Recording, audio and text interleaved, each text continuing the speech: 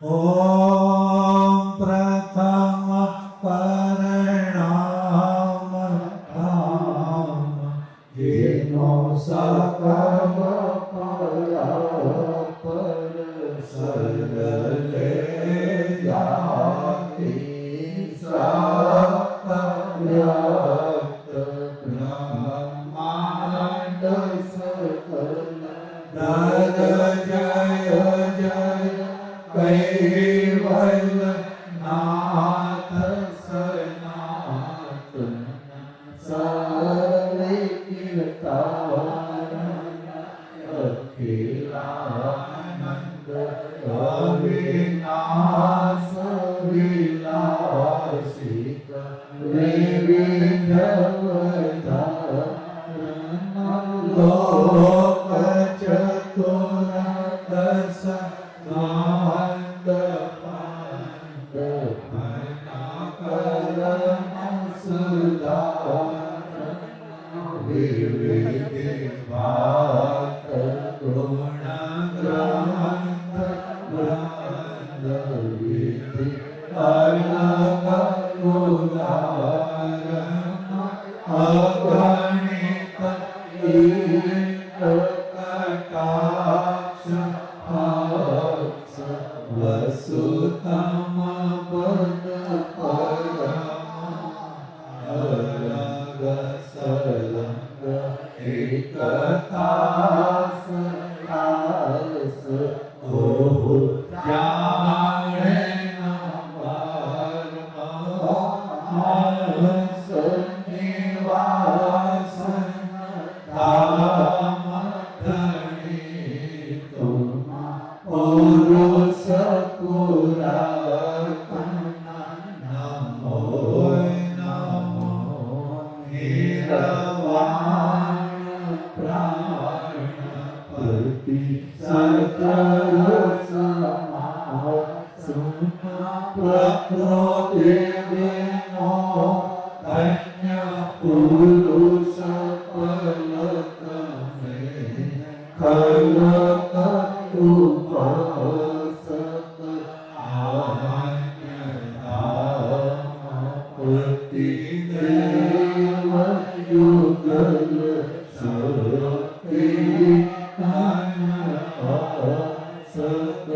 સકતપતિ મુક્તિ દેવ સકલ શિરાહો કૈવલ સાક્ષીરાંત સૂત્ર સલંગ પ્રૌઢ પદ પુરુષ એકલ જય કરુણા કંત મધ્ય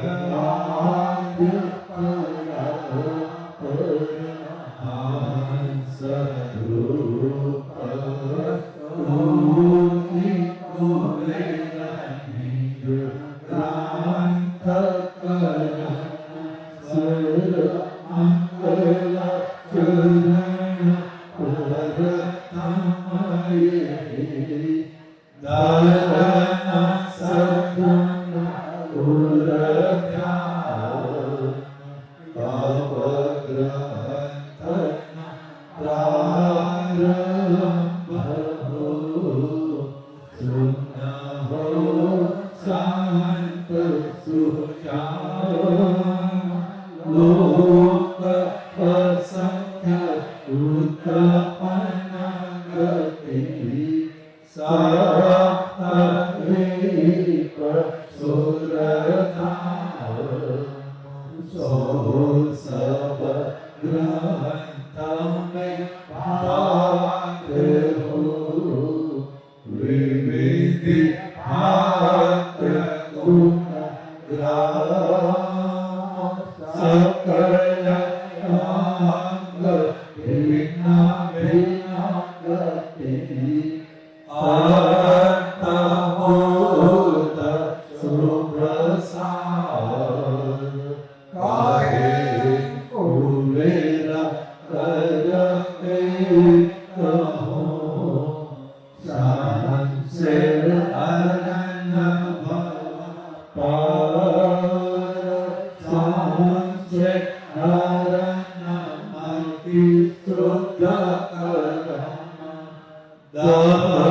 દહનદીપ ભવરોગ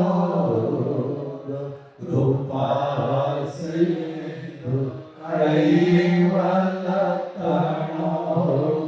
દેહી ગઈ લક્ષ અમોઘ ભ્રાંતિ ભંજ અનુભવ જેનો સુમેરુ સુજય પદપુંજ પૂરણ પદ પરમાત્મા મિલાઈ બાલ ગતિ કુંજ અપર પંથ અદ્ભુત મત કંઠે કઠણ કલિમાય જય જય શિવ શરણાગત ભયે હોતે હોમ્ય ભય નાય નિગમ ચતુર ઘટ મતવટી કથે જ્ઞાન અતિ ગૂઢ પરમ મોક્ષ સમજે નહીં જીવ આનંદ મુક્તિ મોક્ષ પર ઉપકાર પરમ પદ કહે કાહુ નહીં કહો સતગુરુ તબ ક્યા કરે ભવ કીર્તન પ્રેમ ભક્તિ જ્ઞાન વૈરાગ્ય તે સકલ શાસ્ત્ર હલટેર સહુ સંપત્તિ સુખ પામીએ તત સાહેબ કુબેર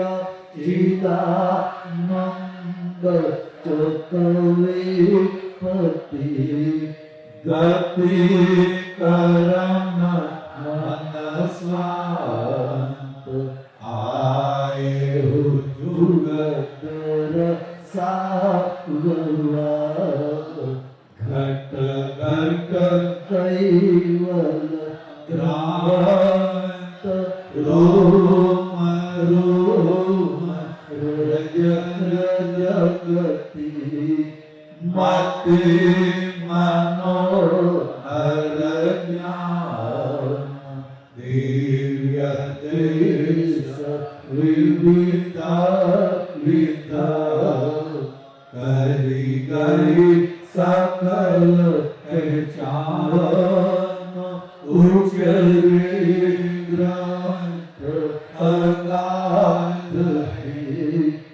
કલિમલ હરણ અજ્ઞાન નાથ કરણ કુદે ગયે સજ્જન પરિપાલન ગુરુ મેરા ચૈતન્યજીત આયુ મનુ તનદાર જન્મ મરણ ભય ભવતણો દિયો નિવાર ભવતારણો કારણે કરતા ભય સકાય કુવેર અનુભવ જ્ઞાન સે દીના અલખ લખાય અલખ લખાવનો દેવ લખે જીનો ગતિ ઉગ્ર અસલ વિનો પ્રયત્ન પદ પાઈએ પરમ મોક્ષ કૈવલ્યમ ચિતેયમ અવ્યયમ દ્વિખમ ભૂયમ અમોઘમસ્તુ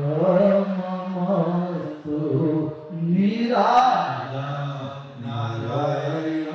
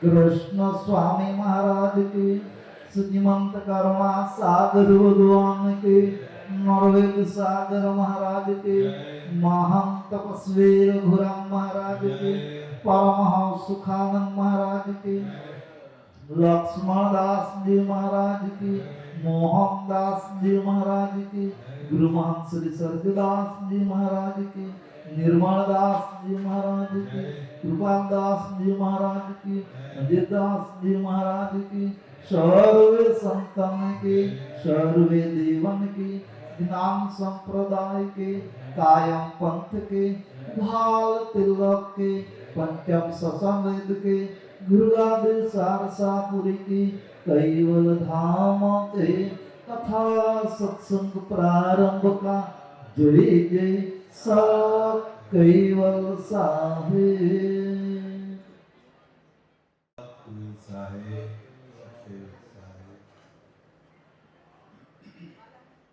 मन जाने कोई जन गुरु बिना मर मन जाने करता जानवा कया ठिकाने कोई जन गुरु बिना मर मन जाने।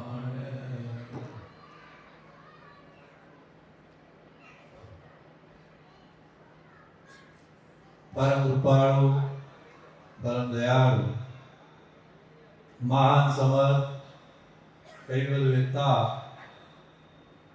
सर्वांशोना तारणहार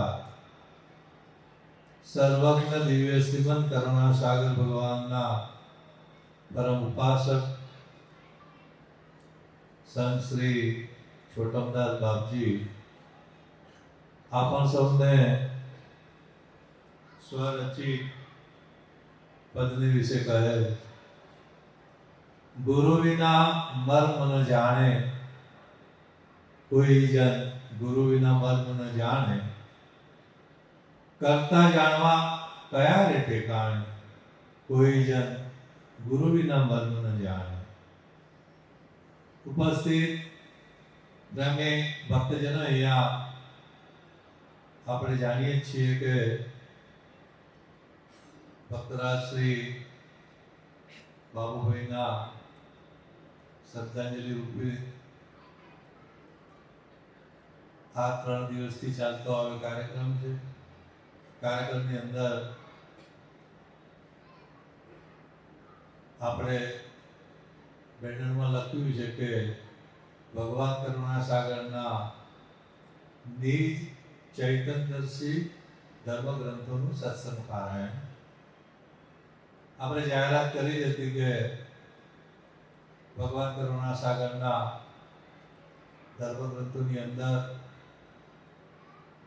આપણે ક્યાંથી આવ્યા છીએ, આપણે ક્યાં જવાનું, આપણે કોણ છીએ, આપણે કરતા કોણ, આ બધાય જ્ઞાનનો સમાવેશ એમના ધર્મ ગ્રંથોમાં ભગવાન કરુણા સાગરે કરેલું. વસ્તુરૂપ મુદ્દો જે છે પ્રભુ તો ગ્રંથોમાં મૂકીને ગયેલા, સાધુ સંતોએ એને બધાને કહીને સંભળાવવાનું. ટપાલી બનવાનું છે સાધુ સંતોએ. ટપાલમાં લખેલો મુદ્દો જે છે ભગવાન કરુણા સાગરનો. તેઓ મોહનદાસ બાપજી કહેતા હતા કે અમે તો પરમના ટપાલી છીએ. તમે ટપાલી જુઓ જ છો, સિસ્ટમ બંધ થઈ ગઈ છે, પણ છતાંય કોઈ પણ ટપાલ આવે ટપાલી જે છે ઘરે એમાં પહોંચતું કરી દે છે. લખેલું એ લખનારનું છે અંદર. એટલે આવી રીતે આપણે જીવનની અંદર આપણું કલ્યાણ કરવું હોય તો પ્રથમ તો આપણે સત્ય અને અસત્યને બેને જાણવું પડે કે પરમાત્મા સત્ય છે અને જગત જે છે એ અસત્ય છે. પણ પિંડ પક્ષે આપણે જોઈએ તો આમાં કઈ વસ્તુ અસત્ય છે અને કઈ વસ્તુ સત્ય છે, પહેલા પિંડમાં એ જાણવું પડે. ત્યારબાદ બ્રહ્માંડની અંદર પણ કઈ વસ્તુ અસત્ય છે અને સત્ય શું છે એને જાણ્યા વગર આપણે સત્સંગ વિના આ બાબત આપણે જાણી શકતા નથી. એટલે કહ્યું છે ને કે સત્સંગ વિના જીવતનો નવ થાય કાંઈ સુધારો, જેમ નાવ વિના મહાસમુદ્રનો કોઈ ન પામે આરો. અહીંયા સત્સંગ એક સાધન જે છે એના દ્વારા આપણે કલ્યાણના માર્ગમાં આગળ વધી શકીએ. બધા આપણે એવું માનતા હોઈએ છીએ કે જો કે મંદિરે જવું જોઈએ, દર્શન કરવા જોઈએ, એ બાબત બધી બરાબર જ છે, નાય નથી. પણ કઈ રીતે જવું અને કયો ઇતિહાસ છે જેની પાછળ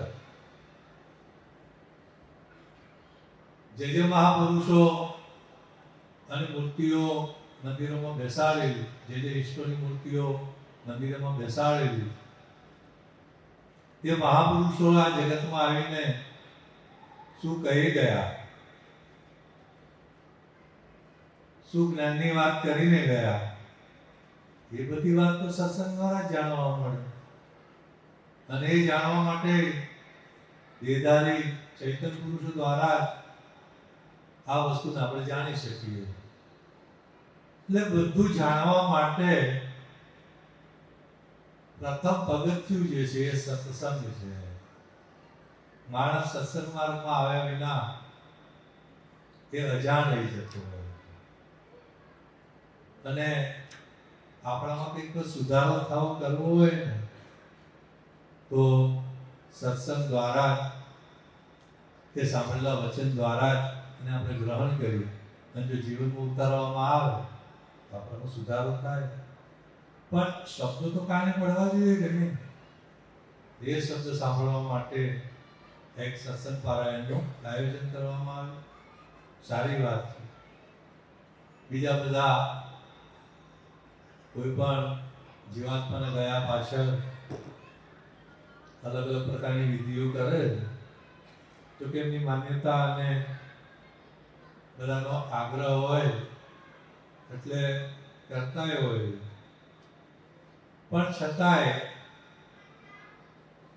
કરવું પડે હોય લૌકિકની રીતે તો એ કરવું, અને જો સગવડતા હોય તો સત્સંગના કાર્યક્રમ પણ રાખવા એમ કે જેથી કરીને થોડું જ્ઞાનનો પણ લાભ મળે. સત્સંગ વિના જીવ તણો ન થાય સુધાર, જેમ નાવ વિના મહાસમુદ્રનો કોઈ ના પામે હાર. સમુદ્રને કિનારે જવું હોય આપણે તો હોડી જે છે જેને નાવડી કહેવામાં આવે એનો સહારો આપણે લઈએ કે એના દ્વારા આપણે સામે કિનારે પહોંચી શકીએ. આના એક સાધન, અને એ સાધન દ્વારા આપણે પાર કરી શકીએ. ભવસાગરની અંદર માનવ દેહ રૂપી આ એક હોડી, અને એને આપણે કઈ દિશામાં લઈ જઈએ. આ એક હું તો એમ કહું, સમુદ્ર તો મોટા મોટા છે જ, પણ આ ભવસાગર જેટલું મોટા સમુદ્ર આ જગતમાં કોઈ જોવા મળે એવા નથી. પેલા સમુદ્ર પાર નહીં થાય તો ચાલે, આ સમુદ્રને તો પાર કરવું જ પડશે. એના વગર આપણું કલ્યાણ થાય નથી. એટલે આ પાછો ભવસાગર પાર કરવા માટે હોડી છે, ચાલે કે છીએ, પણ આપણી જે હોડીને સાંગોપા, સમુદ્રમાં તોફાન આવે, સમુદ્રની અંદર મોટા મોટા જળચર જીવો, એટલા મોટા જીવો ને કે બાપજી એમ કથામાં મેં સાંભળેલું, 100 જોજન જળનું જનાવર તેનું પણ પેટ ભરે છે, વિશ્વંભર જેનું નામ કહાવે, સૌનું ભરણ પોષણ કરે. બોલો સમુદ્રના જીવ કેટલા મોટા ગયા? 100 જોજન. એક જોજન એટલે 12 કિલોમીટર. આપણા માન્યમાં ના આવે. માન્યમાં ના આવે એટલે અચરતભાઈએ કહ્યું ને કે તમારે પ્રભુનું ભજન કરવું હોય અને પ્રાપ્ત કરવા હોય ને તો પહેલા તો અથા અથા અથા અથા અથા અથા તમારો કોઈ પણ રીતે પાર પામી શકાય એમ તમારી ગતિ જે છે કોઈ પણ રીતે સમજણમાં આવી શકે એમ ખરેખર આવે એમ જ નથી. ગુરુ વિના મર્મ ન જાણે કોઈ નર કોઈ જન ગુરુ વિના. આજે નીચ કરતા માલિકનો મર્મ જે છે ને એ સમર્થ ગુરુના શરણમાં ગયા વિના આપણને પ્રાપ્ત થાય નહીં. એટલે નીચ કરતા માલિકની રચના જે પ્રકારની છે ને કે હજુ તો આપણે છે ને 5% જોયું નથી. એટલી બધી વિશાળ સૃષ્ટિની અંદર આવા સમુદ્રની અંદર 100 જોજન લાંબુ આ જળનું જનાવર કેટલા કેટલા મોટા શહેર ઉપર ઊભા થઈ જાય. એવા એવા પણ જળચર જીવો જે પાણીમાં રહે છે અને મોટી મોટી સ્ટીમરો ઉઠલાવી પણ નાખે. એટલે એ જે પાણીનો સમુદ્ર જે છે એની અંદર પણ આવા વિશાળકાય મહાકાય શરીરધારી પાણીના જીવો રહેલા છે. તો આપણી હોડી ગઈ અને અત્યારે સ્ટીમરો છે માનો પણ ગબડાવી નાખે.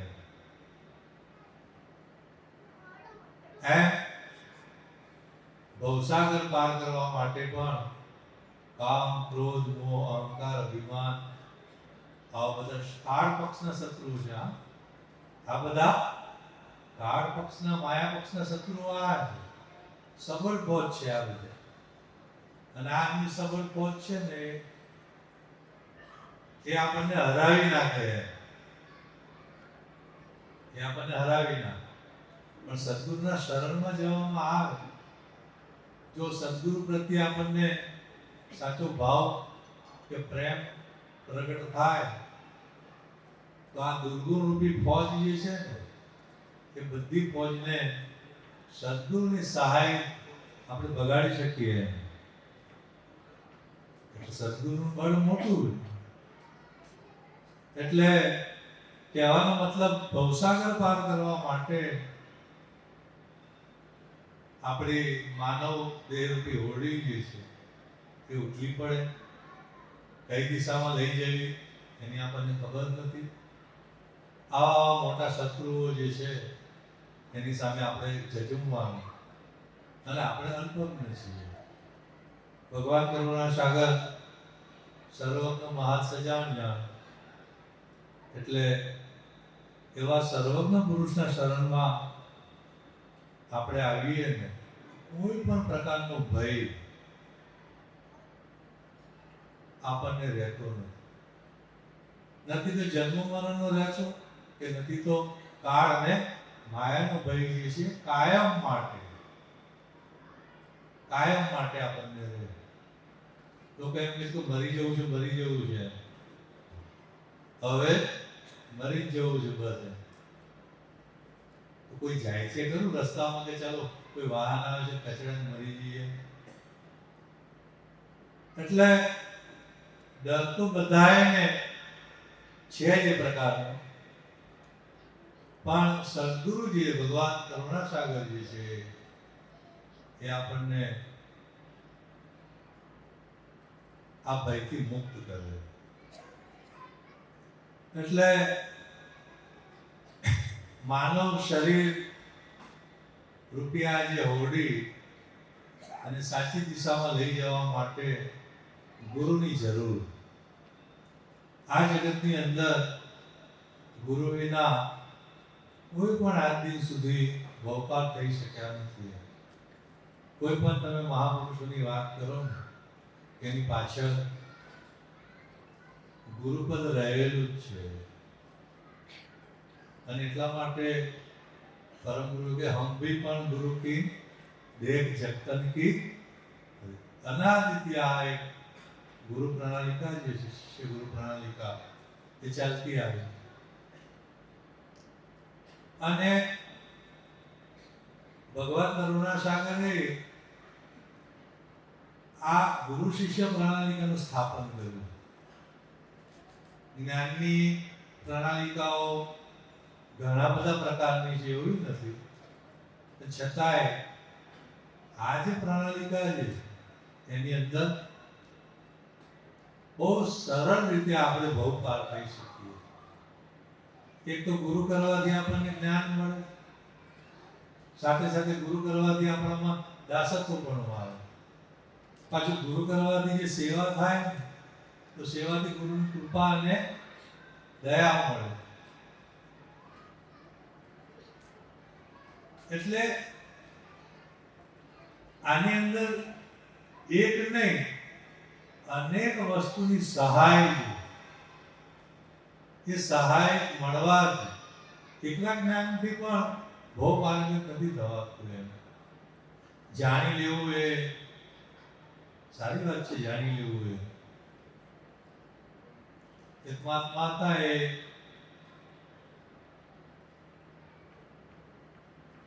આવી રીતે સત્સંગ ચાલતું હતું ને એટલે બધા આવીને બેઠા હતા.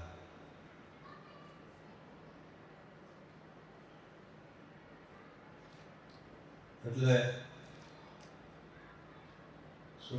સોડિયમ હાઇડ્રોક્સાઇડ ને સોડિયમ ક્લોરાઇડ ને આવી બધી વાતો ચાલી. ને પછી કથા પતી ને એટલે આવનાર ભક્તોમાંથી એક જણે કહ્યું, બાકી એસસીએમ એટલે હું મારા જેવા જ હતા. તારી એસસીએમ તો મને ખબર નથી. એટલે કે બાપજી આખી જિંદગી અમારી આમાં જતી રહી ગઈ, મારા વાળ ધોળા થઈ ગયા અને હવે આ બધામાંથી અમે છૂટી અને આ બધા પસારામાંથી બહાર નીકળી તમારી પાસે કંઈક આવ્યા છે, આમાંથી કંઈક છૂટા થાય અને કંઈક કલ્યાણનું કાર્ય થાય અહીંયા તમારી પાસે આવે તો તમે બીજું સોડિયમ હાઇડ્રોક્સાઇડ ને સોડિયમ ક્લોરાઇડ કરવા માંડ્યા. એટલે આમ જગત પક્ષે જોઈએ ને બેઠેલાઓમાં ભૌતિક બધી ઉપાધિઓ ઘણી બધી બધા પાસે હોય, કોઈ એમફિલ હોય, કોઈ બીટેક હોય, કોઈ એમટેક હોય, કોઈ ડિગ્રી એન્જિનિયર હોય, એની કોઈ વાત જ નથી એમ. પણ તોય બચારા બધું એમને ખબર પડી જાય છે કે સરળ તો કલ્યાણ માટે આધ્યાત્મિક માર્ગ પસંદ કરવો પડે અને એના માટે આપણી પાસે આવે છે. એટલે આમ તમે જેટલું લાંબા થાવ ને ગમે એટલું વિસ્તાર કરો ને એને કોઈ છેડો આવે એમ છેડો જ આવે એમ આપણે એમ કાપી નાખવું પડે, ત્યાંથી છેડો કાઢી નાખવો પડે. કોઈ મહાત્મા હતા એ મેં કથામાં સાંભળ્યું કે કોઈ ત્યાં કોઈ મૃત્યુ થયું ને તો પહેલા તો ગામડામાં ટ્રેક્ટર ને આ તે બધું લઈને છે ને જાય વ્યવહાર કરવાનો. એ ગામના એક ડોશીમાં ગયેલા સાથે, આમ બહુ લાગતું વળગતું નહોતું પણ હવે જવું પડે એટલે ગયા. તે ઘરમાં જે ગુજરી ગયેલા ને ત્યાં બધા બહેનો જઈને બેઠા. તે પેલા બા હતા ને એ બાની જે બેસવાની જગ્યા હતી ને એની બાજુમાં બહુ મોટી પેલે અનાજ ભરવાની કોઠી પડી. આ લોકો કહે છે કે હવે ઘઉં પાકે ને દિવાળીનું એ હોળીએ બધા ઘઉં લઈ લઈએ પછી આમાં ભરીએ એટલે કોઠી સાફ કરી અને મૂકી રાખી દઈએ.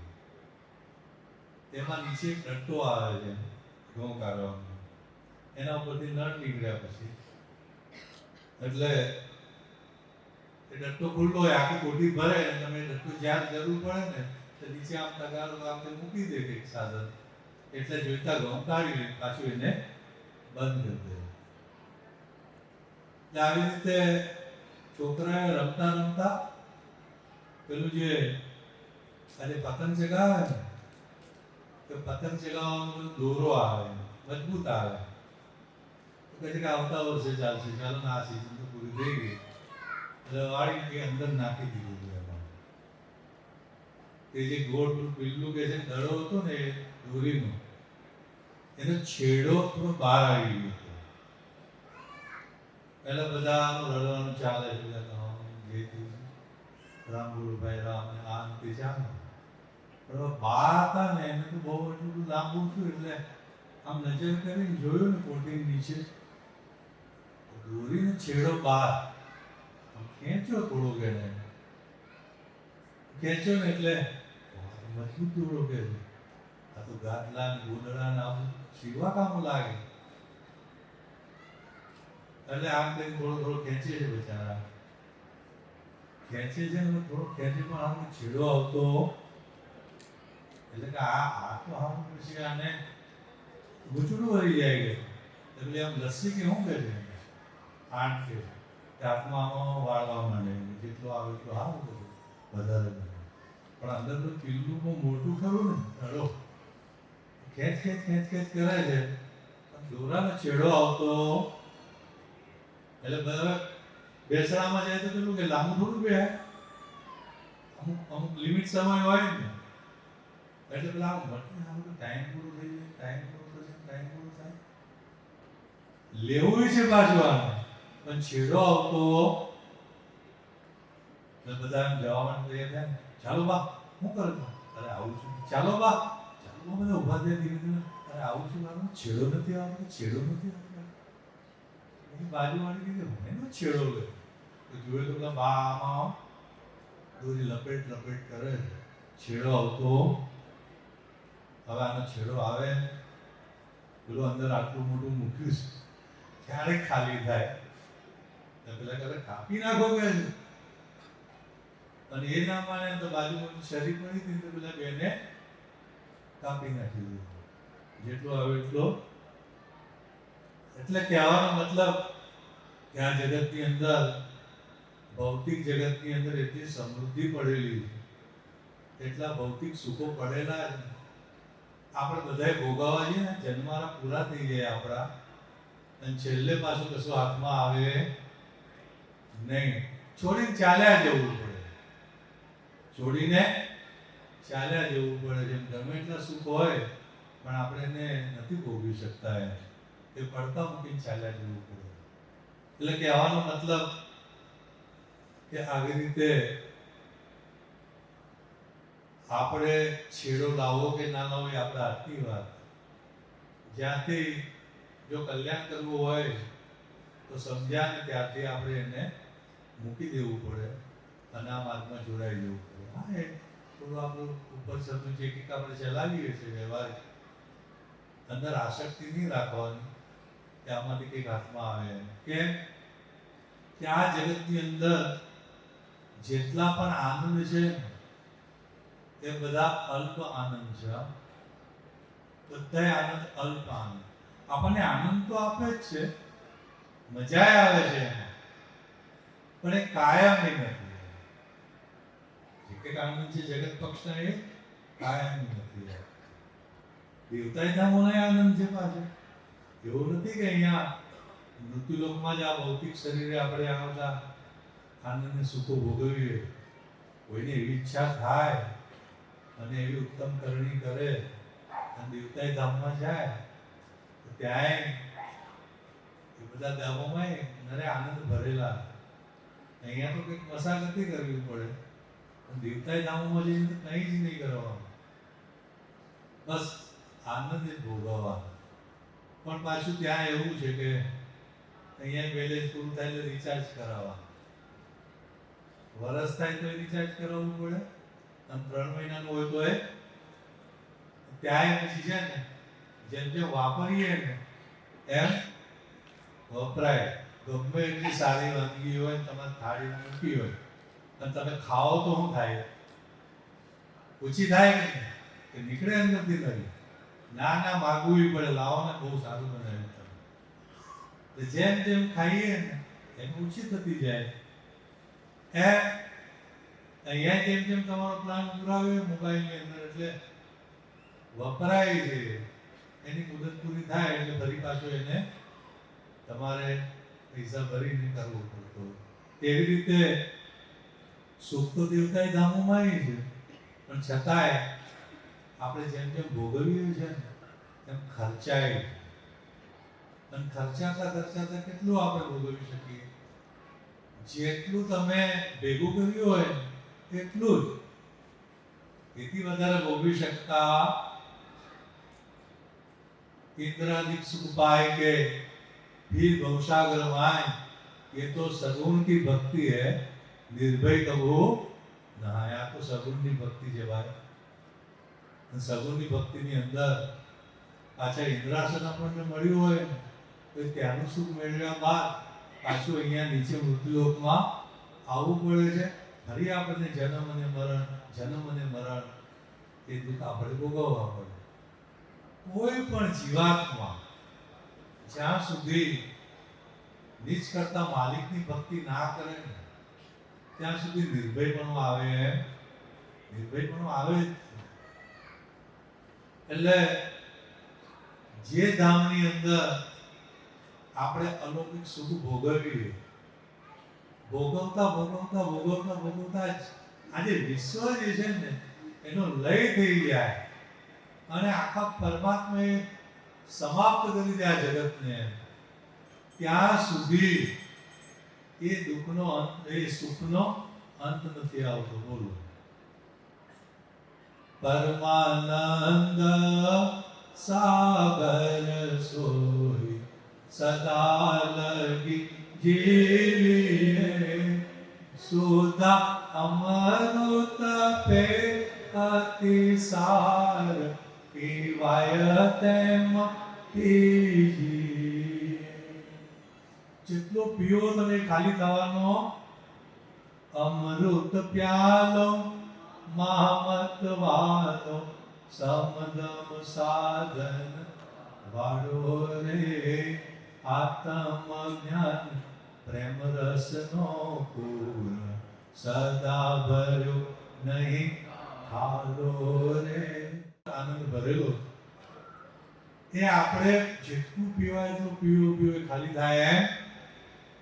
બોલો હવે આપણે આજે અમૃત પ્યાલો પીએ તો પછી આ જગતમાં આવવાનું રહે જ નહીં.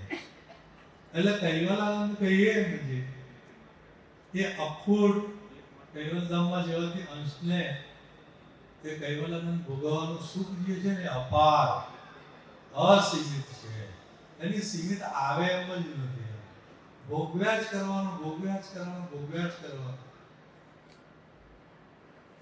અહીંયાના જે કંઈક સુખો છે ને આપણને મળે પણ કેવા કે દિવસ છે તો પછી રાત આવે. આપણને લાગે આવો નવો દિવસ રહેતો એવું સારું. પણ રચનામાં જે પ્રકારનું છે કે દિવસ પછી રાત લખેલી છે તો હું કરું. ઉદય છે તો જે જન્મે છે એ મરે. એટલે કહેવાનો મતલબ આ એક નીચ કરતા માલિકની વાસ્તવિકતા છે અને વાસ્તવિકતાની અંદર આપણે કોઈ પણ ફેરફાર કરી શકીએ એમ નથી. એટલે સુખ છે દુઃખ આવે, દુઃખ પછી કદાચ સુખ આવે તો એ પાછું દુઃખ ઊભું ને સચ્ચિદાનંદની કથામાં છે ને કોઈ જગ્યા આવે છે કે બહુ લાંબા કિલોમીટરનું અંતર કાપવાનું છે આપણે, પણ તાપમાં પાછું તાપ ધગધગતો પડે. પાછું 2-5 કિલોમીટરે ઝાડવું આવી ગયું. હાશ ઝાડનો છાયા આવે કે બેસી લો અને છાયા લેવા માટે બેસો. પણ કેટલો ટાઈમ, કેટલા કિલોમીટર હજુ ચાલી જવાનું. પછી તો પાછું તાપમાં જ ચાલવાનું. એટલે એ આપણને છાયો કાયમ કામ લાગતો. એમ જગતના બધા ક્ષણિક સુખો જે છે આપણને આમ સારાય લાગે તો છતાંય આપણને કાયમી શાંતિ આપી શકતા નથી, આપી શકતા. છતાંય આપણે જુઓ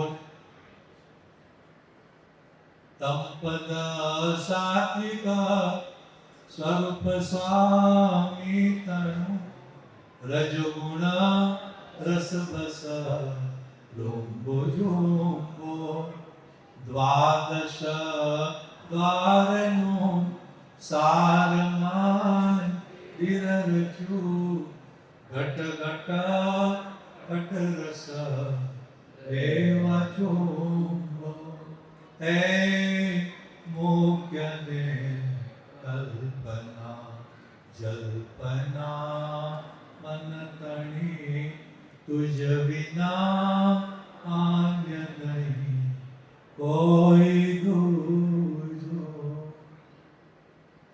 ભગવાન કરુણા સાગર કહે છે આ જગત તરફની બધી કલ્પનાઓ અને જલ્પનાઓ એટલે જલ્પનાઓ મૂકી દે ને ભાઈ.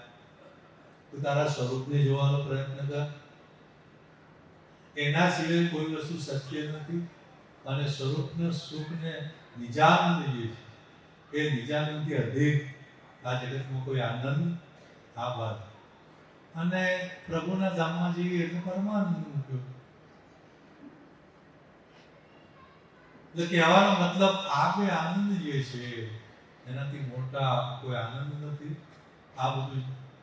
અને પાછું એમ કહ્યું કે તારે તારા સ્વરૂપને જાણવા માટે જપ કરો ને તપ કરો ને તીર્થ કરો ને વ્રત કરો ને આવી કોઈ પણ પ્રકારની ક્રિયાઓ છે સાધન છે એ આપણે નથી કરવાના પાછા. एकदम सरल सीधो मार्ग जाहिर युग में कहत पुकारी कैवल लक्ष्य ग्रहो नर तो पारंगत छिन्न में पाओ बहरू भव संकट नव. બોલો કેટલો સુંદર માર્ગ ભગવાન કરુણા સાગર સરળ આપણને બતાવ્યું કે આપણા મનને આ કૈવલ મંત્ર જે છે એની અંદર પરોવી દેવાનો.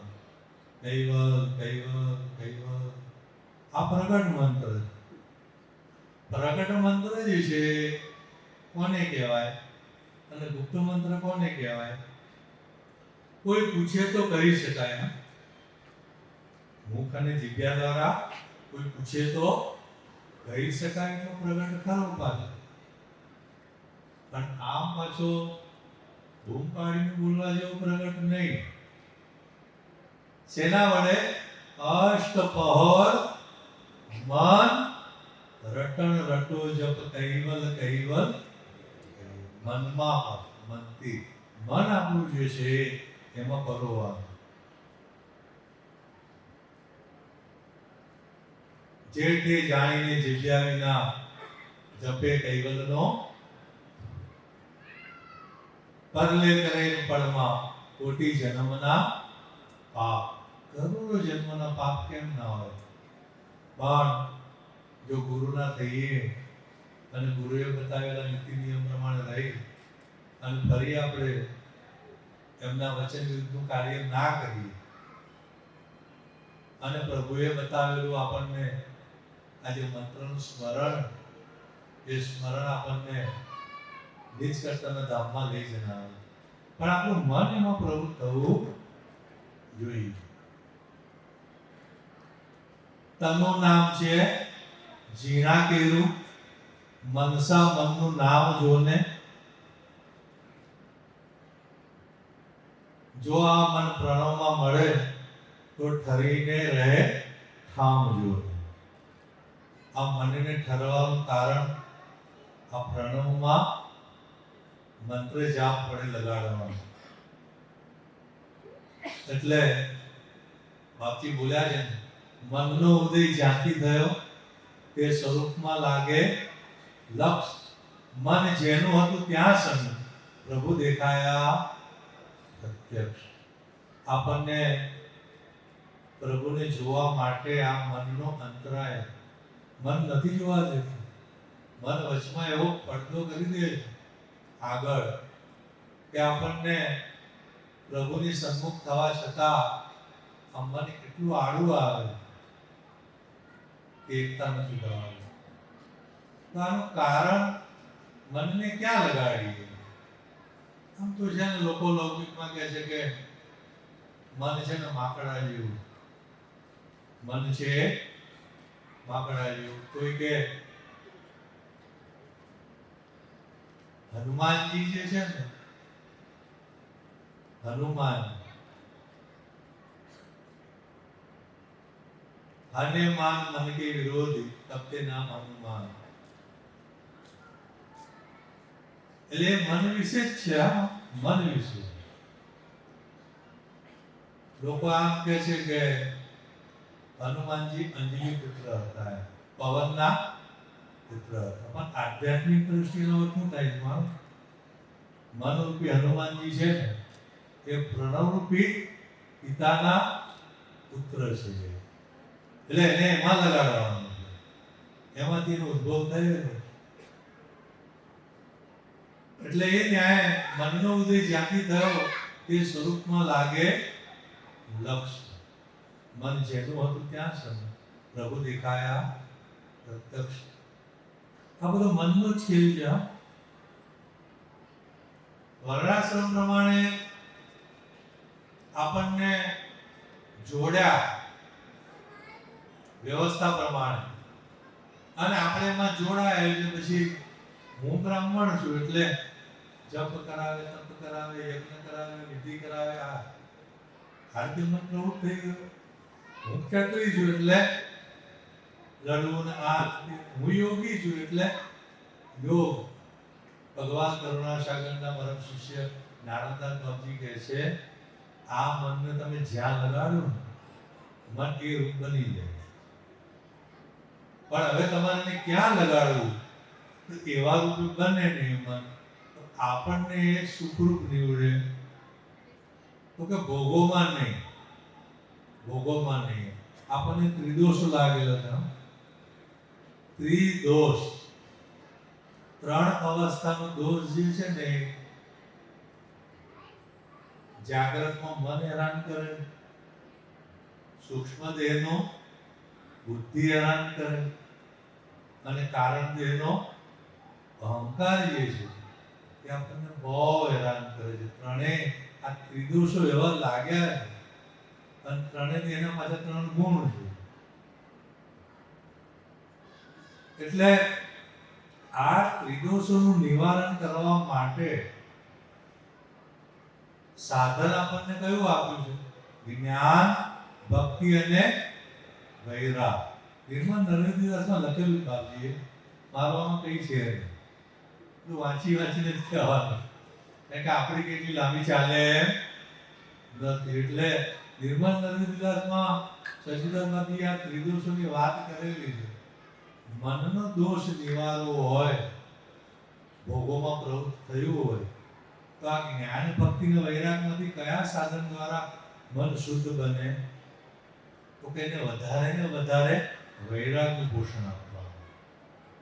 તો વૈરાગના પોષણથી આજે ભૌતિક ભોગોમાંથી મન બહાર કાઢીને એને આ ભક્તિ માર્ગમાં લગાડી શકાય.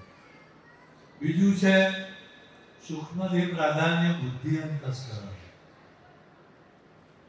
આ બુદ્ધિ અંતસ્કરણ જે છે એ પણ આપણને બહુ હેરાન કરે છે. તો આનું જે સૂક્ષ્મ દેહનો જે સ્વપ્ન અવસ્થાનો જે આપણને દોષ લાગ્યો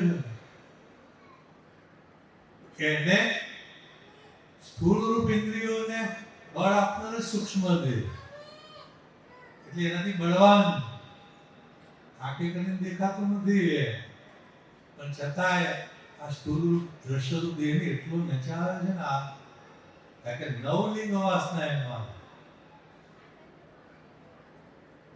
4 અંતસ્કરણ ને 5 અવસ્થા, એટલો બળવાન જાય.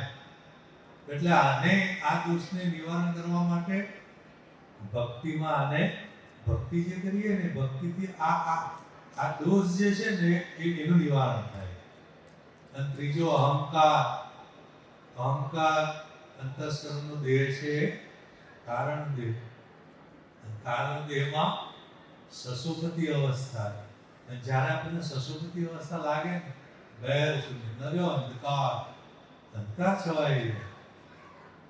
તો આ જે અજ્ઞાન રૂપી અંધકાર આપણને આવ્યો સસોપતિનો, તો એને દૂર કરવા માટે જ્ઞાન, ચૈતન્યદર્શી જ્ઞાન વડે આ અજ્ઞાન રૂપી અંધકારને દૂર કરી શકાય. ત્રણ પ્રકારના સાધન જે છે ત્રિદોષોમાંથી મુક્ત થવા માટે જ્ઞાન, ભક્તિ અને વૈરાગનું સાધન કરવાથી આ આગળ આવે. પછી તો છે ને તુરિયામાં તો પ્રણવ રહેલો, તુરિયામાં તો પ્રણવનું સાધન આવે છે, બહુ ઊંચી અવસ્થા છે, છતાંય આમાંથી બહાર નીકળ્યા ને તો એ મદદરૂપ થાય આપણને. અને એની ઉપર જાઓ એટલે પરમકારનો દેહ જે છે તે દેહમાં તો આપણું સ્વરૂપ રહેલું. આમાં કહ્યું ને કે આ બધું ભગવાન કરુણાસાગરનું જ્ઞાન છે. ગુરુના જ્ઞાન દ્વારા આપણને જે આ દેહરૂપી કબાટની અંદર અઢળક સામગ્રીના અલંકારો ભરેલા છે ને, તેને ખોલવા માટેની ગુરુગમ ચાવી હોય તેને ખોલી અને બધું નિહાળી શકાય. જરૂર બધું લઈ લેવાય અને બીજું બધું અને ખબર ગુરુગમ ઊંચી કરમાં લઈને ઉગાડા તન તાળું, આજ્ઞા ચક્રની ઉપર જોતા ત્યાં થાશે અજવાળું રે. શું શોધે સજની અંતર જોને ઉગાડી, તને સમજાવે રંગદારી રે. શું શોધે સજની અંતર જોને ઉગાડી. આ જે કબાટનું છે ને લોક લગાવ્યું છે, ચાવી કઈ છે? ગુરુગમ રૂપી ચાવી વિના આ કબાટ ઉઘડી શકે એમ નથી. હા કદાચ ગુરુઓમાંય પ્રકાર કોઈ તમે જોઈએ છે કે આપણે પિતાજીની અંદર વાત આવે છે મન્વંતરે, તો ઇન્દ્ર જે છે ને મનુ જેને કહેવામાં આવે, તો મનુના પ્રલય વિશેની વાત એમાં આવે છે.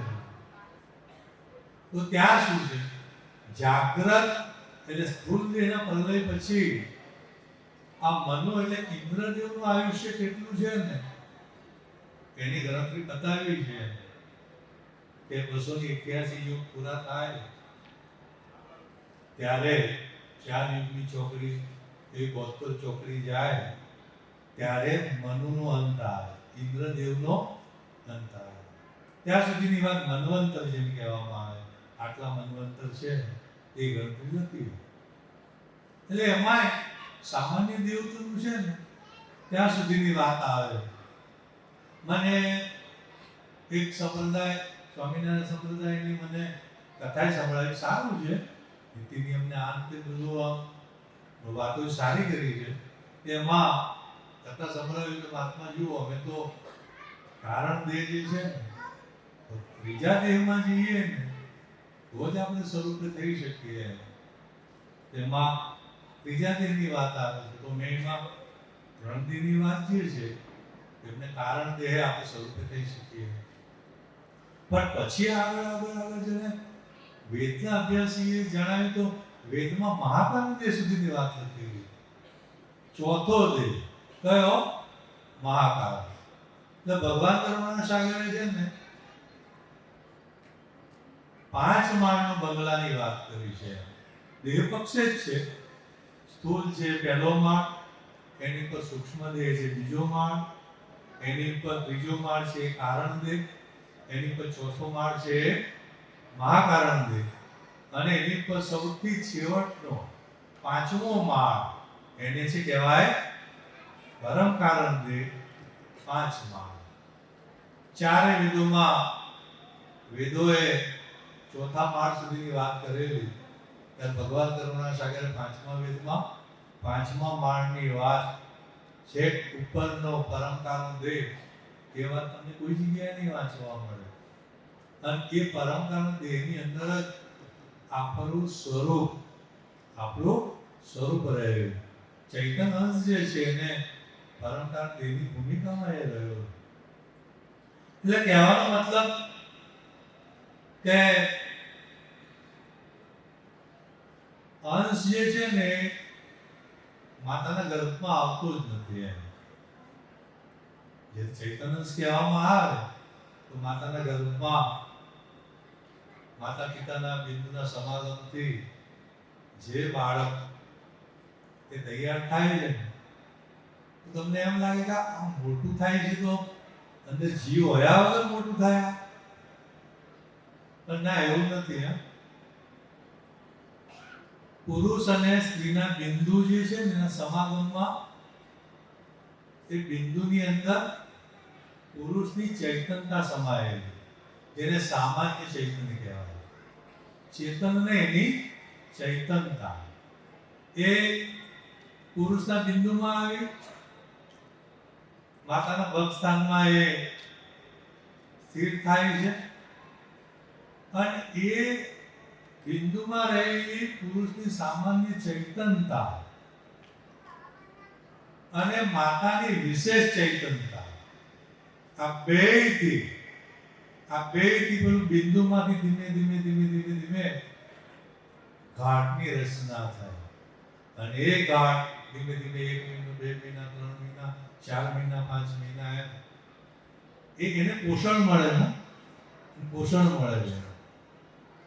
તમે ચણા નાખી દીધા પાણીમાં, ચણા તમે પાણીમાં નાખ્યા કે નહીં, તો ભલે બફાય નહીં પણ મોટા તો થાય. તમારે બાફવા છે તો બાફવા માટે તમારે અગ્નિના સાધનની જરૂર પડે, પાણી ગરમ કરવું પડે તો બફાય. પણ બફાયા સિવાય એ મોટા તો થાય જ છે. એના ઘરમાં વધારો થાય જ. આ ગુણ પેલા પાણીનું, બફાવાનો ગુણ નથી, પણ છતાંય એનો વિકાસ તો કરે છે, જે રીતનું કઠોળને આતે હોય એ રીતે. એટલે કહેવાનો મતલબ આવી રીતે સામાન્ય ચૈતન પુરુષનું જે ચૈતનતા છે એ અને માતાની વિશેષ ચેતના એનું પોષણ મળતા મળતા મળતા બાળક સ્વરૂપે બિંદુમાંથી મોટું બાળક બન્યું. પણ હજુ ચૈતનતાનું પોષણ છે. જે બાળક બહાર આવીને આટલું રુદન કરે, આટલું બધું કલ્પાંત કરે, કેટલું તોફાન કરે, બરાબર, તો ગર્ભમાં એ અંશ હોય તો આપણને રડવાનો અવાજ તો આવવો જોઈએ ને. કહેવાનો મતલબ આજે આમ વાત સાચી છે કે ગર્ભની અંદર બાળક જે છે ને એ થોડી આમ તેમની ચેષ્ટા કરે છે. એ ચેષ્ટા જે થાય છે ને એ પેલી ચૈતન્યતાને કારણે થાય. માતાના વિશેષ ચૈતન્યતા જે છે ને એના દ્વારા થોડું આમ તેમ થાય.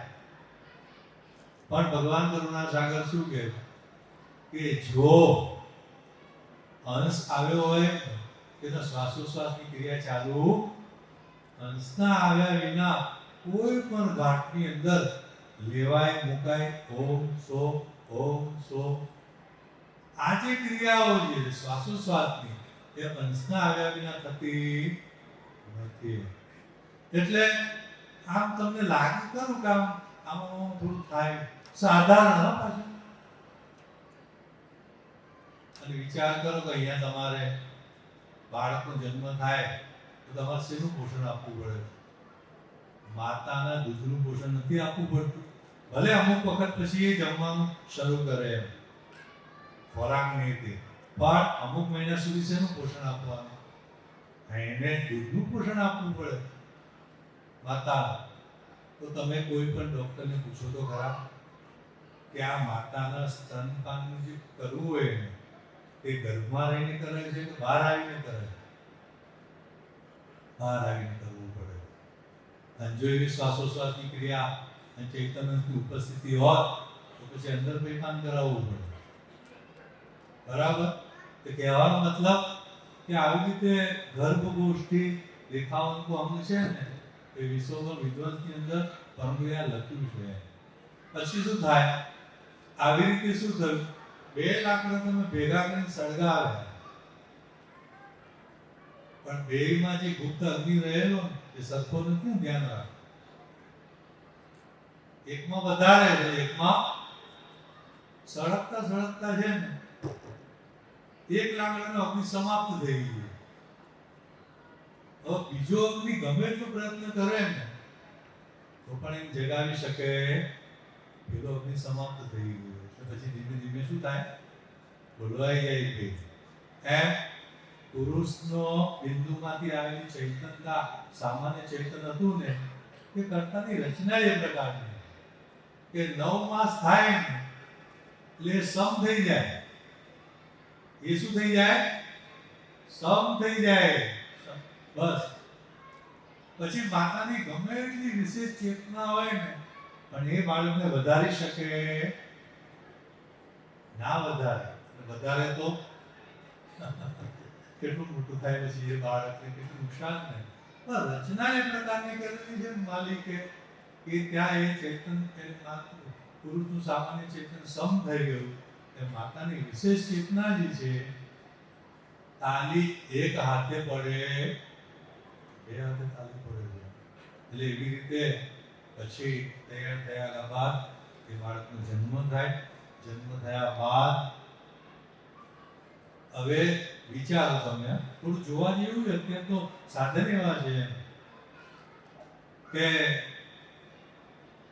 ડિલિવરીની ક્રિયાઓમાં પછી જે બાળકનો જન્મ થાય ને જન્મ થાય એટલે ઘણી મોટી નાળ હોય એ માતાની સાથે લાગેલી હતી. કોથળી જે બાળક તૈયાર થયું ને એ નાળ બાળકની નાભી સાથે છે.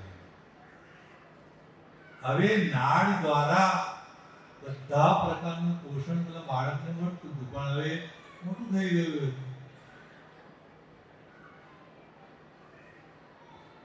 બાળકની નાભી સાથે પોષણ હતું પણ એ તો કાયમ તો રખાય નહીં. એટલે ડોક્ટરો પછી શું કરે, એને કાપી નાખે ને એવી જે રીતની ગાંઠ પાડતા હોય. પણ પેલા નાળમાં માતાનામાંથી આવેલા વાયુઓ નામથી જાય ક્યાં?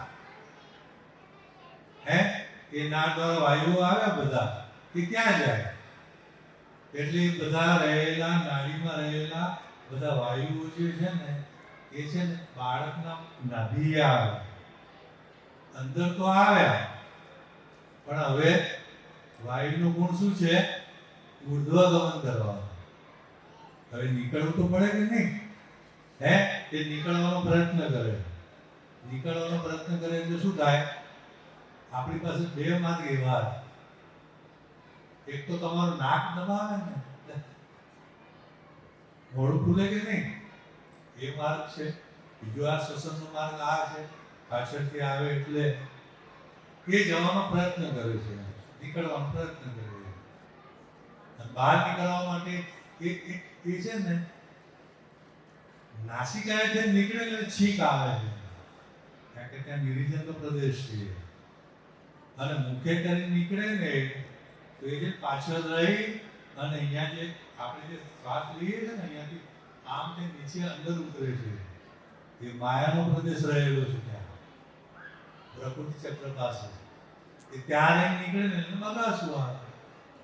એ પ્રકૃતિ પ્રદેશ છે, છોકરી એટલે બગાસું ખાય. નિરંજન પ્રદેશમાંથી નીકળે છે એટલે છીંક ખાય.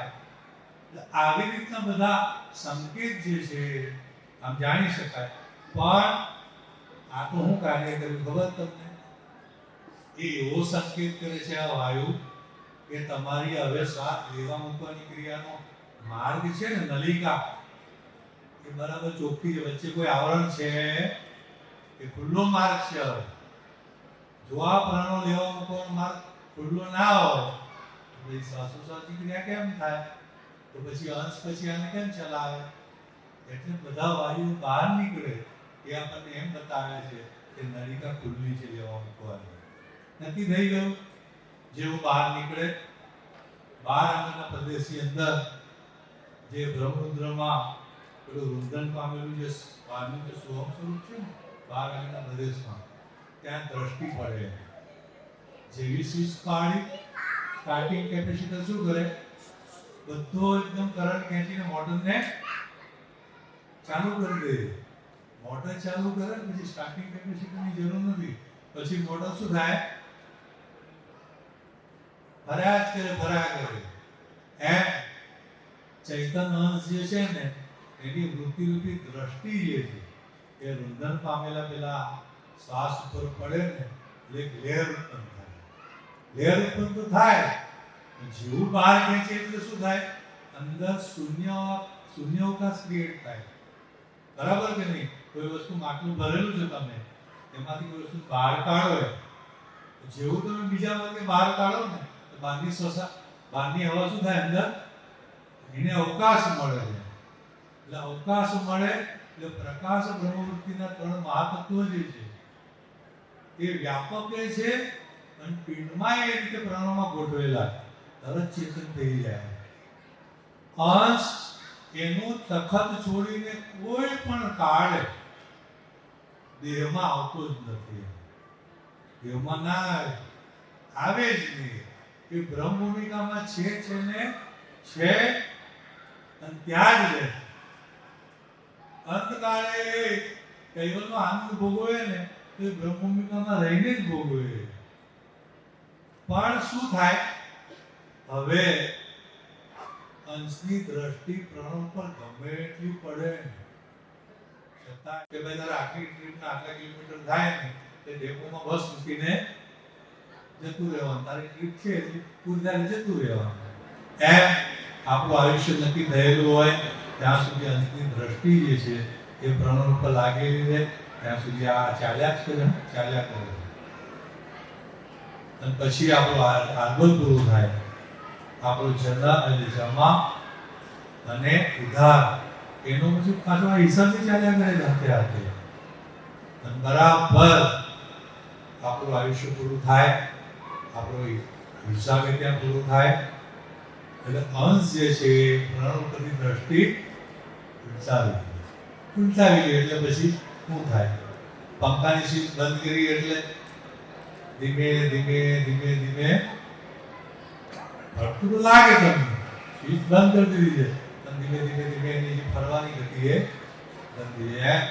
અંશ દ્રષ્ટિ ઉલટાવે એટલે થોડો થોડો આમ થાય ને જે કાળચક્ષ સત્ર કાઢવાનું હોય એ ઉલેચી નાખે અને પછી શરીર શાંત પડી જાય, જેને આપણે મૃત્યુ કહીએ. મૃત્યુ જે છે એની ચકાસવાની ક્રિયા જે છે શ્વાસોશ્વાસ દ્વારા જ આપણે ચકાસણી કરી શકીએ. આવી રીતે અંશ દ્રષ્ટિ ઉલટાવ્યા પછી શું થાય? આપણો હિસાબ કિતાબ થયો કે નહીં? હિસાબ કિતાબ પ્રમાણે આપણું જેવો અંશ જે છે એનું આ શરીર છૂટ્યું ને એટલે બીજું શરીર તૈયાર જ હોય, ક્ષણ માત્રની વાર નથી લાગતી એમ. અને કોઈ કહેતો હોય ને કે અમુક સમય સુધી એ બીજા દેવી ઘર રહે છે, ભાઈ પાત્રનું પ્રતિબિંબ કેમ કરેલું છે? એટલે કહેવાનો મતલબ કદાચ સ્થૂળરૂપી પાત્ર ભંગ થયું ને તો વાસના કે રહી ગઈ હોય ને તો સૂક્ષ્મ દેહરૂપી પાત્ર પણ એને ધારણ કરવું પડે અને વાસના એની પૂરી થાય ફરી પાછું બીજો જે કંઈ ગાઢ હોય એને પ્રાપ્ત કરે. એટલે કહેવાનો મતલબ આવી રીતે ભગવાન કરુણાસાગર એમ કહે છે કે શરીર, શ્વાસ અને ત્રીજી એક વસ્તુ રહેલી છે. અને જે શરીર અને શ્વાસથી જે એનાથી ન્યારી વસ્તુ જે છે ને એને ઓળખવાની છે આપણે. એ એક દેશી અંશ છે. આપણે એમ કહીએ માનો કે બ્રહ્મરૂપી પ્રકાશ આખા વિશ્વમાં ફેલાયેલો. સાચી વાત છે, આવું છે ને છે. આખા વિશ્વમાં બ્રહ્મરૂપી પ્રકાશ છે એ ફેલાયેલો. તો પ્રકાશ હોય તો પ્રકાશક હોય કે ના હોય? હે, ધુમાડો હોય તો કોઈક જગ્યાએ આગ છે ને છે. એક વાત નક્કી થાય, વૈજ્ઞાનિકોએ સાબિત કર્યું કે ધુમાડો છે તો એને આગ હોય તો ધુમાડો વ્યાપક થાય. તે વ્યાપક માટે કોઈની કોઈ એક દેશી વસ્તુ રહેલી છે જેને પ્રકાશ આપણને દેખાય ને બહાર જે પ્રકાશ દેખાય તો આ પ્રકાશના કારણ કોણ છે? સૂર્ય. સૂર્ય એક દેશી છે અને પ્રકાશ સર્વદેશી. એમ બ્રહ્મ જે છે એ સર્વદેશી પ્રકાશ છે અને એના કારણો નીચ કરતા માલિક એ એક દેશી રહેલા. એટલે કહેવાનો મતલબ પ્રકાશ સ્વતંત્ર નથી, સૂર્ય સ્વતંત્ર. તેમ સૂર્યનો પ્રકાશ સ્વતંત્ર, સૂર્યના આધારે પ્રકાશ અને પરમપદ જે છે સ્વતંત્ર રહેલું. એટલે કહેવાનો મતલબ આવી રીતે તમે ખુલ્લા કારખાનામાં ખેતરમાં તમે જુઓ ને તો વ્યાપક વસ્તુમાં કોઈ પણ દાહક શક્તિ નથી. દાહક શક્તિ હોય ને તો પેલા એક દેશી પદમાં માનો રૂનો ડગલો ખુલ્લામાં પડ્યો, સૂર્યનો ગમે એટલો ઉનાળાનો તીવ્ર તાપ હોય ને તો પણ એ રૂના ડગલાને ના સળગાવી શકે. પણ માનો કે તમે પેલો બિલોરી કાચ સૂર્યની સામે ધરો અને એનું જે પ્રતિબિંબ એકત્રિત થઈને પેલા રૂમાં આવ્યું તો આ રૂ સળગે કે ના સળગે? તો સૂર્ય સામે આવરણ આવી જાય તો વાદળનું નહીં. અને બિલોરી કાચે તમારે ધરવો હોય ને એની સામે રાખવો પડે સૂર્યનો કાચ.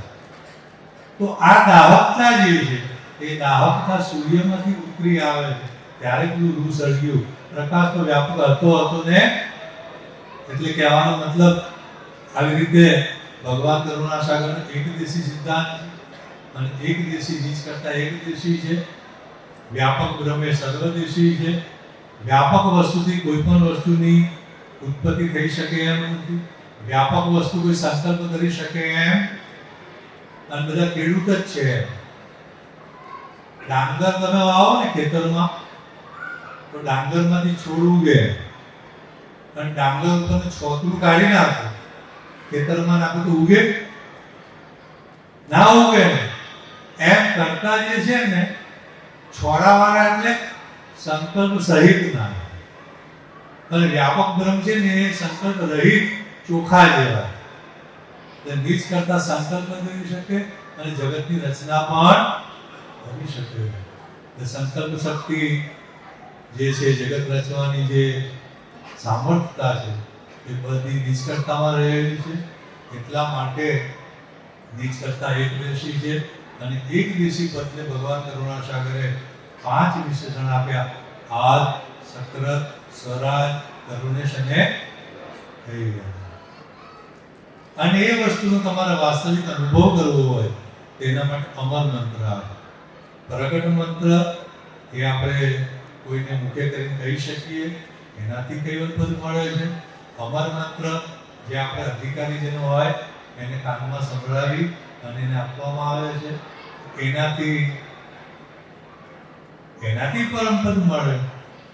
તો ફાયદો શું છે કે અહીંયાથી તમને સુરતથી અમદાવાદ ટ્રેનમાં બેઠા ગમે એટલા સુપરફાસ્ટમાં તો 3-3.5 કલાક તો લાગે છે. અને અહીંયાથી પ્લેનમાં બેઠા તો એટલે અમર મંત્ર જે છે આ કામ કરે. પ્રગટ મંત્ર જે છે એ કામ તો કરે છે પણ પેલા જેટલું નહીં કે આપણને વહેલા પહોંચાડે. કારણ કે એની બધી પદ્ધતિ જે પ્રકારની છે અમર મંત્ર, લક્ષ મંત્રની, એવી રીતે ભગવાન કરુણાસાગર પ્રગટ મંત્રએ આપ્યું, અમર મંત્રએ આપ્યું.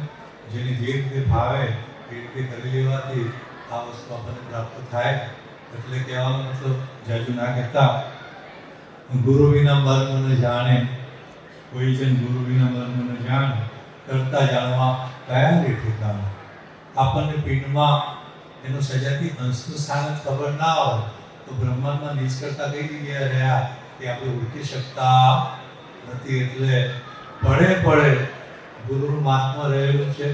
અને ગુરુ સિવાય આપણને એની કૃપા કે દયા સિવાય એક પાંદડું હાલે, એક પાંદડું પણ હાલે. અને એની જ્યારે કૃપાની દયા થાય, કોટી રવિ શશી તેજ ઉદ્યોત શોભા નક્ષની સહી સ્વામી અપરમ પાર અલેખ અલપૌપા. આ પૃથ્વી કેટલી મોટી, 50 કરોડ યોજના વિસ્તારવાળી. એની ઉપર કેટલાય ખંડ છે. તો સ્કૂલમાં વિદ્યાર્થીને શિક્ષક ગોળામાં સમાવી દે. આ ઓસ્ટ્રેલિયા, આ અમેરિકા, આ આફ્રિકા છે કે નહીં? નામ થઈ ગયું કે નહીં? એમ જ્યારે ગુરુની ગતિ મળે, વિશાળ આ બ્રહ્માંડ જે છે એ પણ આપણને ગાયના પગલા જેવા લાગે. પણ એ ગતિ આપનાર સમર્થ ગુરુ છે. એટલે કહેવાનો મતલબ એને રજે તજેતની ઓળખાણ એને ખબર છે. સમર્થ ગુરુ ભગવાન કરુણાસાગર એ પ્રદેશમાંથી આવ્યા, નીચ કરતાના ધામમાંથી આપણને ચેતાવવા માટે આવ્યા, એ ઘરે પાછા લઈ જવા માટે આવ્યા. આ જગતની રચના જે છે એ પણ એની દ્રષ્ટિ સમક્ષ થયેલી.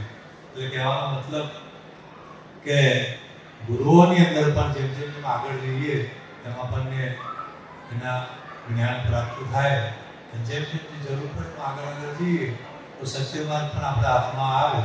પણ એના માટે સત્સંગમાં જવું પડે. જેમ જેમ તમે સત્સંગમાં જાઓ અલગ અલગ પ્રકારનું જ્ઞાન સાંભળવા મળે, આપણને જાણવા મળે.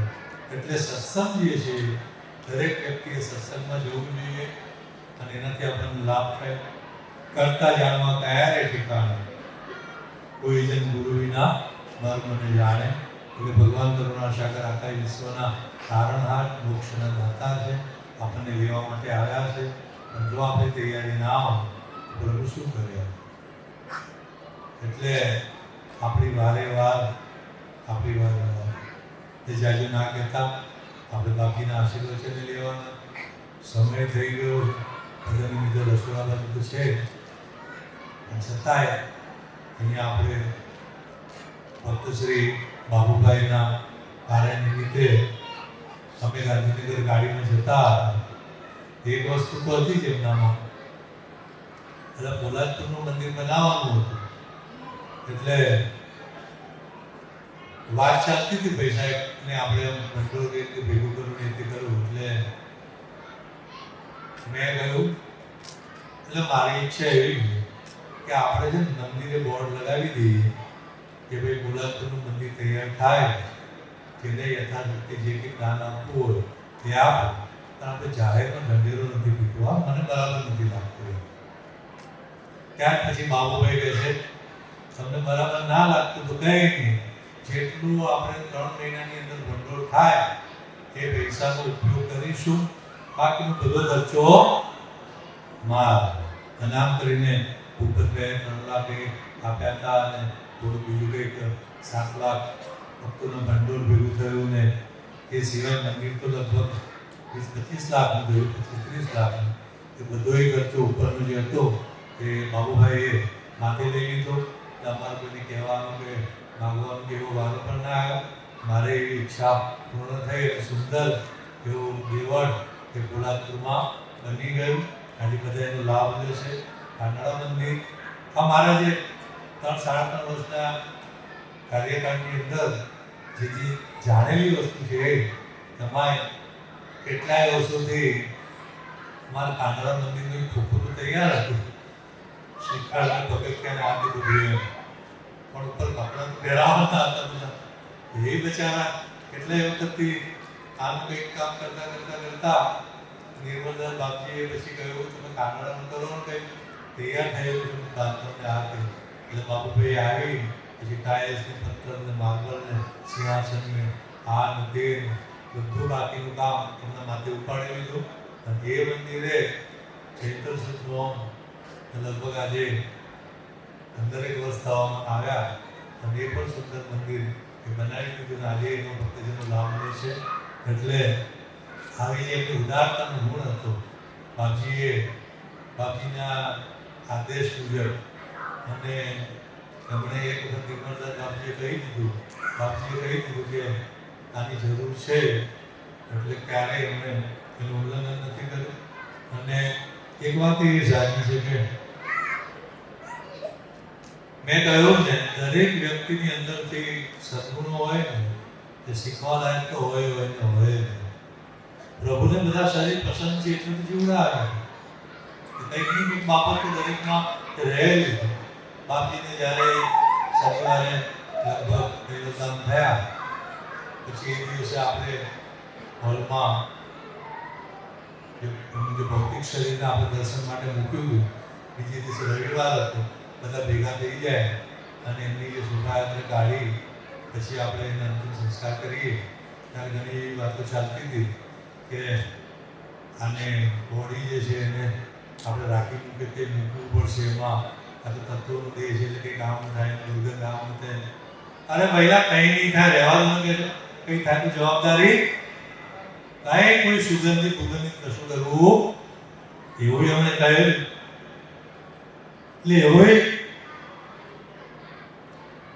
એમને વિશ્વાસ હતો એટલે કોઈ પણ પ્રકારની રાસાયણિક પદાર્થો લગાવ્યા વિના જ બાપજીની બીજી દિવસે આપણે પ્રતિક્રિયા કરી હતી એટલે સારી બાબત છે કે અને એ બધું કારણ જ એમની સેવાના ગુણથી મૃત્યુ થયું છતાંય બહુ કોઈની સેવા લીધી નથી અને આ તો બહુ અઘરું કામ છે લાગે તમને એટલે હું કોઈ નિંદા ટીકા નથી કરતો પણ એમના પરિવારની વાત નથી એમ પણ આ જે શારીરિક ક્રિયાઓ જે છે ને ત્યારે જે માણસ એ જે સ્થિતિમાં પડે ને તો બહુ કઠિન કાર્ય છે છતાંય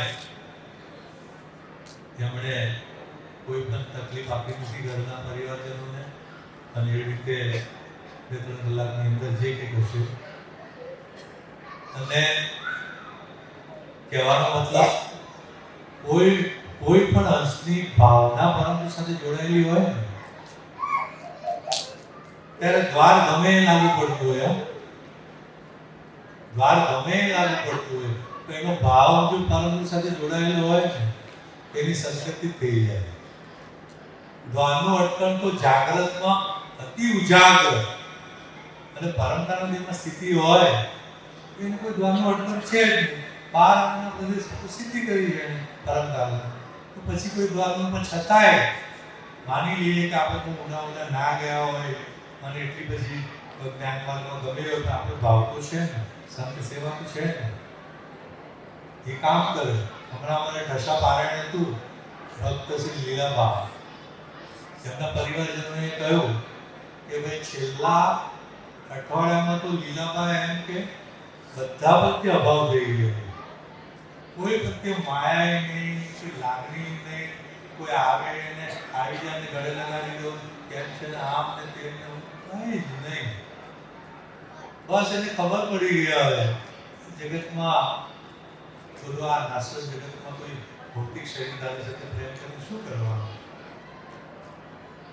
લાગ લગાવો હોય તો પ્રભુ સાથે લગાવે, બાકી આમાં કોણ સાથે આવે ને કોણ સહાયક થાય. તો આવો જો ભાવ એમને જાગ્યો હોય ને એ બાપજી સાથે, સજીદાર બાપજી સાથે એનું લાગતું વળગતું હતું, બે બાપજી સાથે, અને પરમગુરુ પ્રત્યેનો શુદ્ધ ભાવ કે ભાવે કરીને આવી સ્થિતિ ઉપસ્થિત કરે છે પરમગુરુ. અને આશા સંસાર પ્રત્યે અભાવ કરી અને પરમગુરુ સાથે આપણે લાગ લગાડનાર પ્રભુ જ છે.